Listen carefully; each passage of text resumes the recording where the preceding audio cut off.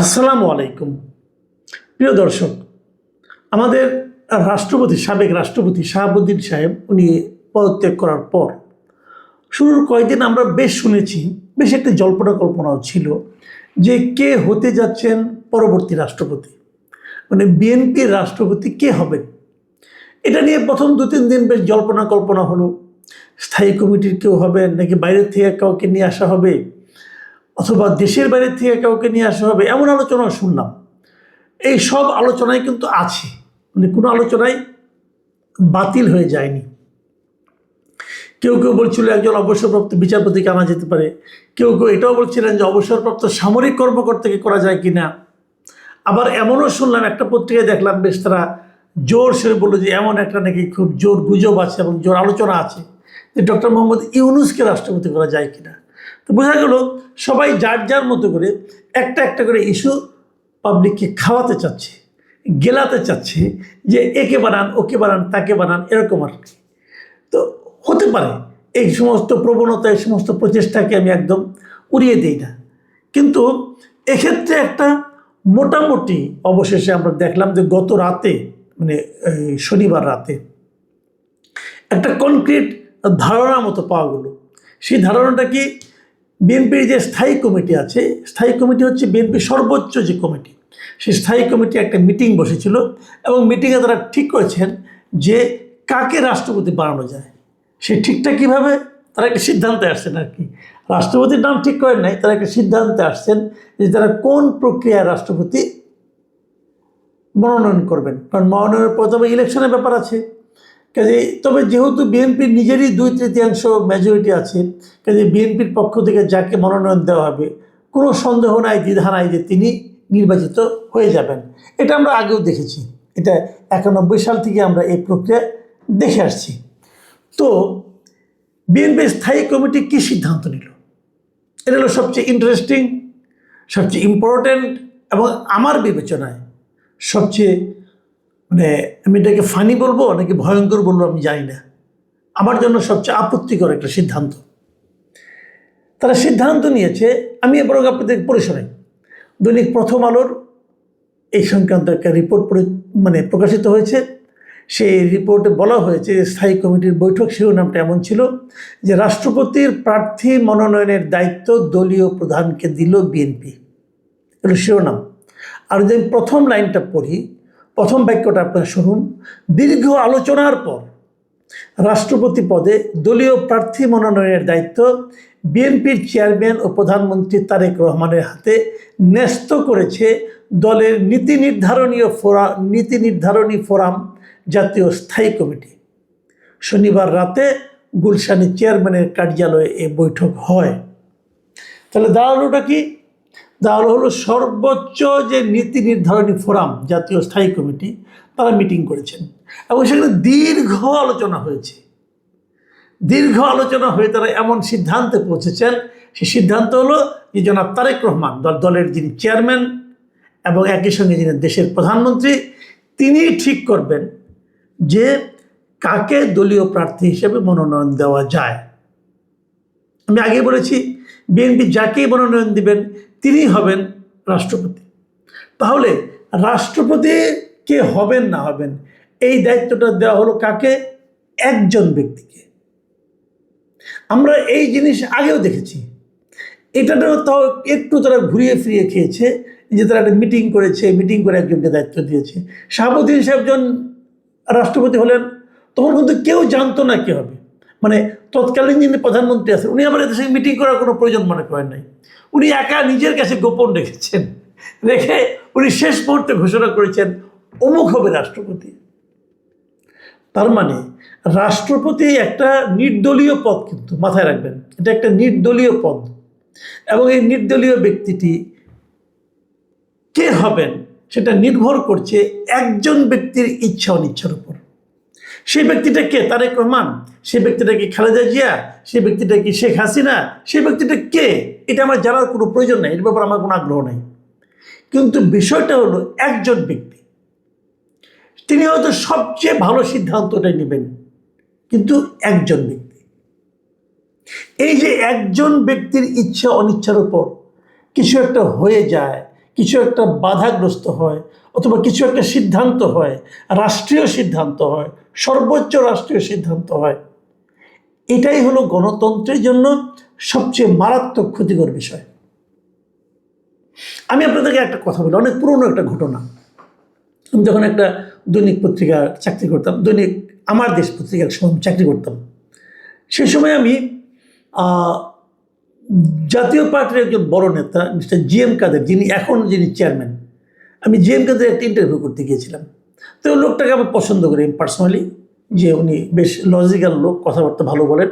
তো ওনাকে প্রশ্ন করতে করতে এক পর্যায়ে আমি বললাম যে আপনারা তো গণতন্ত্রের কথা বলেন, কিন্তু আপনার যিনি চেয়ারম্যান আছেন, তখন এরশাদ ছিলেন চেয়ারম্যান, তো উনি একা সিদ্ধান্ত নেন কে থাকবেন কে থাকবেন না, কে মহাসচিব হবেন কে মহাসচিব হবেন না, কে কাকে বহিষ্কার করা হবে কাকে বহিষ্কার করা হবে না, উনি একাই সিদ্ধান্ত দেন।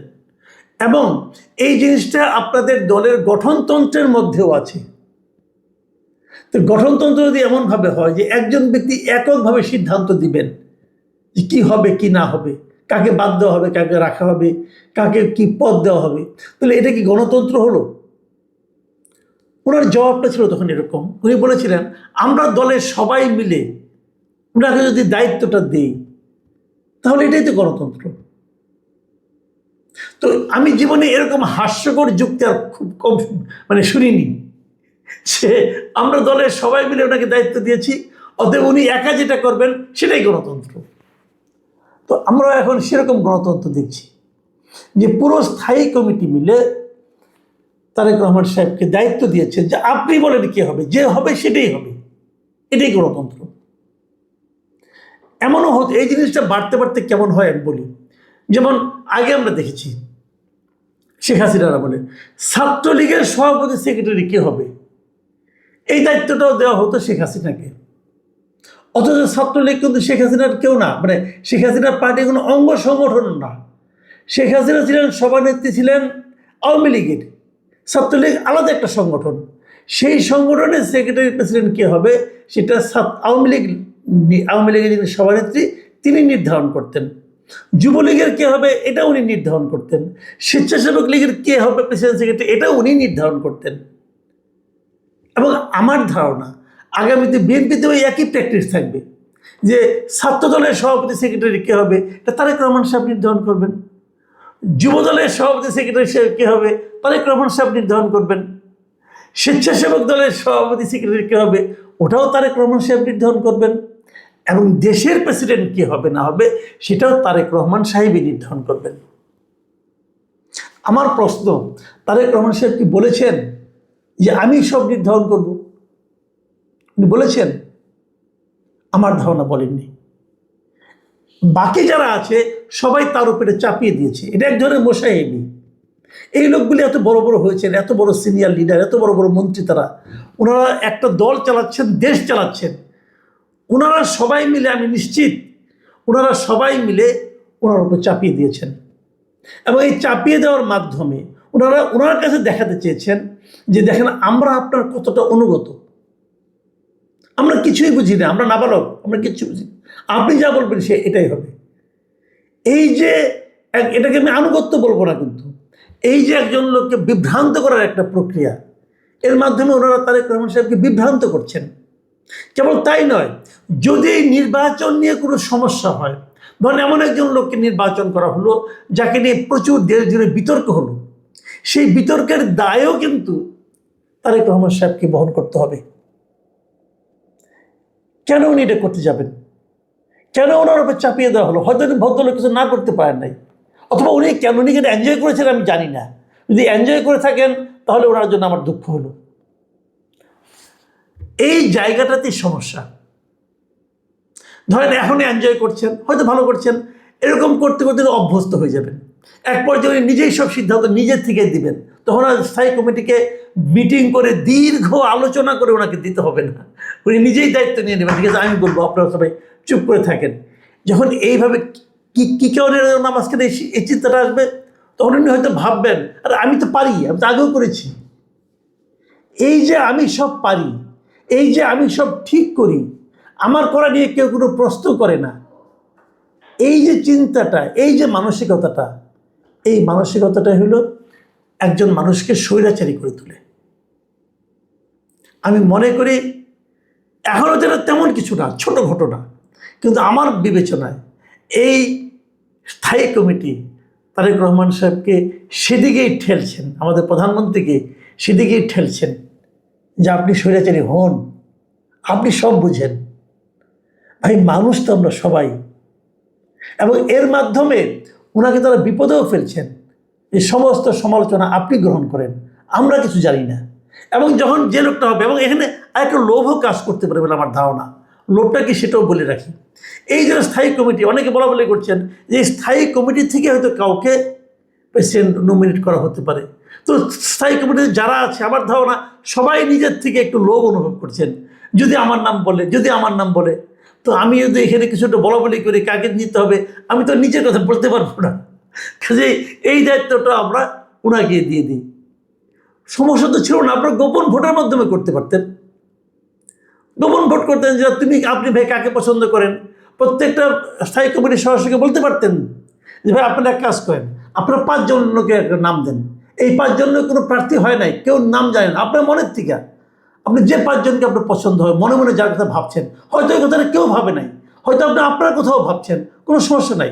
আপনি 5 জন লোকের একটা তালিকা দেন, সিরিয়ালে দেন, যাকে 1 নম্বরে চান, 2 নম্বরে চান, 1, 2, 3 করে 5 জন নেন। সবার কাছ থেকে নেন না 5 জনকে সিরিয়াল, গোপন ভোটে একটু খুলেন, ওখানে তো আমরা বুঝতে পারবেন সবাই মিলে কি চায়। কিন্তু সেই রিস্কেও কেউ যায় নাই। এখানে একসঙ্গে অনেকগুলি বিষয় কাজ করেছে। প্রথমত লোভ, দ্বিতীয়ত মোসাহেবি, এবং তৃতীয়ত দায়টা একজন লোকের উপর চাপানোর মানসিকতা। প্রিয় দর্শক, হয়তো অনেকে বলবেন নাকি ছোট বিষয় নিয়ে আলোচনা কি দরকার। বিষয়টা ছোট, কিন্তু আফটার ইফেক্ট অনেক বড়। সবাই ভালো থাকবেন, এখন এ পর্যন্তই। আল্লাহ হাফেজ।